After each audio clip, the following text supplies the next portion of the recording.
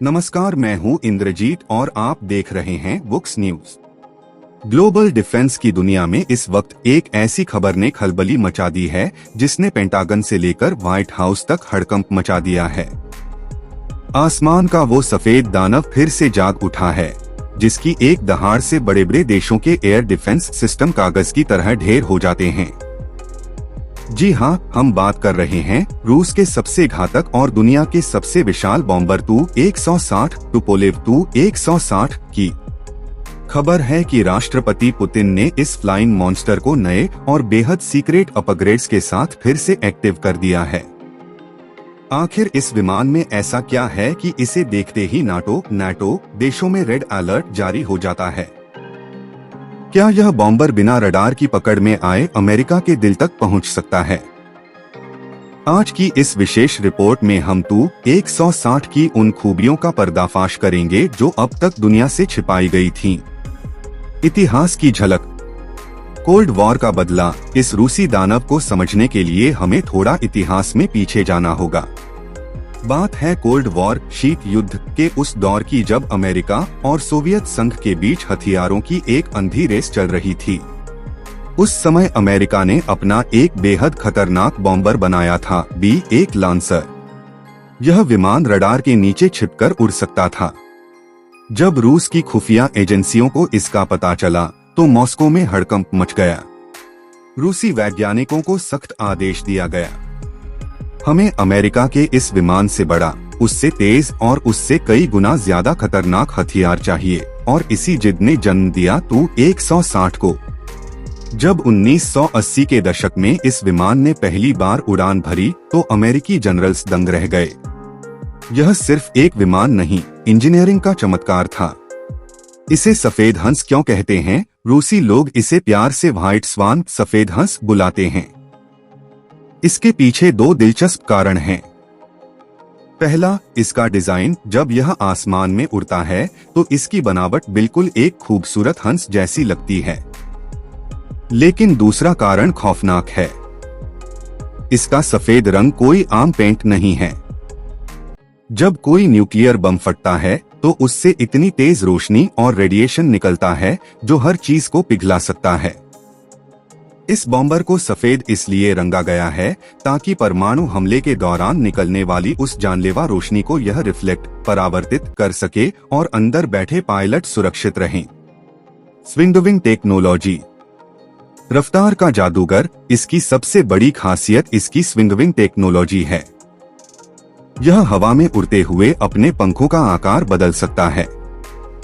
जब इसे धीरे उड़ना होता है या रनवे से उड़ान भरनी होती है तो इसके पंख फैले होते हैं। लेकिन जब इसे दुश्मन के इलाके में घुसना होता है तो यह अपने पंखों को एक तीर की तरह पीछे की ओर मोड़ लेता है। जैसे ही पंख मुड़ते हैं, यह विशालकाय दानव आवाज की गति से भी दुगनी रफ्तार मैक 2 से आसमान चीरने लगता है।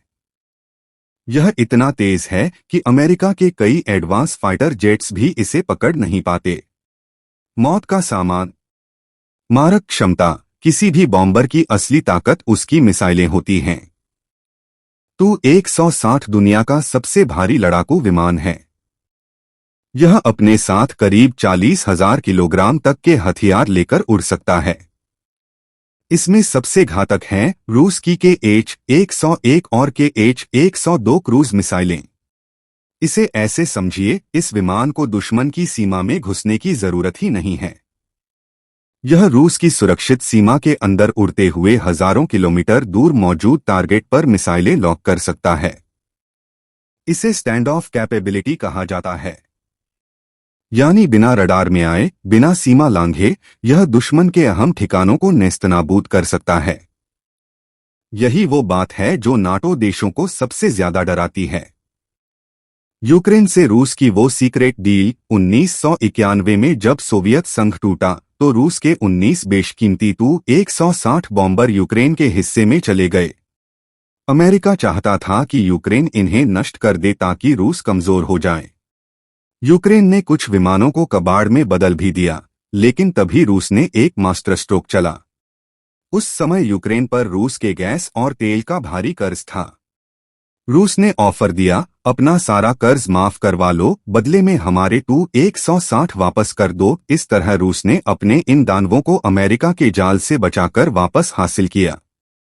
नया अवतार Tu-160M और पुतिन का संदेश। आज के डिजिटल युग में राष्ट्रपति पुतिन ने इन पुराने विमानों को रिटायर करने के बजाय इन्हें पूरी तरह बदल दिया है। नए अवतार का नाम है Tu-160M। बाहर से भले ही ये पुराने लगें, लेकिन अंदर से इनका शरीर एक रोबोट की तरह है। इनमें दुनिया के सबसे ताकतवर इंजन लगाए गए हैं, जिससे इनकी रेंज बढ़ गई है। अब ये बिना रुके दुनिया के किसी भी कोने तक पहुंच सकते हैं। इसमें ऐसे इलेक्ट्रॉनिक वॉरफेयर सिस्टम हैं जो दुश्मन के रडार को अंधा कर सकते हैं। हाल ही में जब खुद पुतिन ने इस विमान में बैठकर उड़ान भरी, तो यह पूरी दुनिया को एक सीधा संदेश था कि रूस का ब्रह्मास्त्र वापस आ चुका है और वह पहले से कहीं ज्यादा घातक है। मनोवैज्ञानिक युद्ध। बिना गोली चलाए जीत। इंटरनेशनल राजनीति में हथियारों का इस्तेमाल सिर्फ जंग के लिए नहीं, बल्कि खौफ पैदा करने के लिए भी किया जाता है। इसे डिटरेंस कहते हैं। जब भी पश्चिमी देश रूस पर दबाव बनाते हैं, रूस अपने 2 Tu-160 बॉम्बर्स को अलास्का या जापान के पास पेट्रोलिंग के लिए भेज देता है। जैसे ही ये अमेरिका की सीमा के पास पहुंचते हैं, वहां सायरन बजने लगते हैं।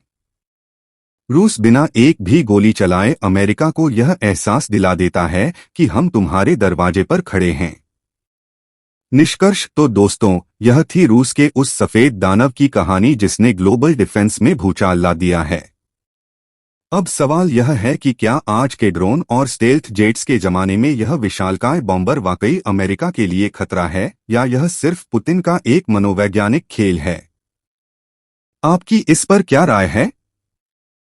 कमेंट बॉक्स में हमें जरूर बताएं।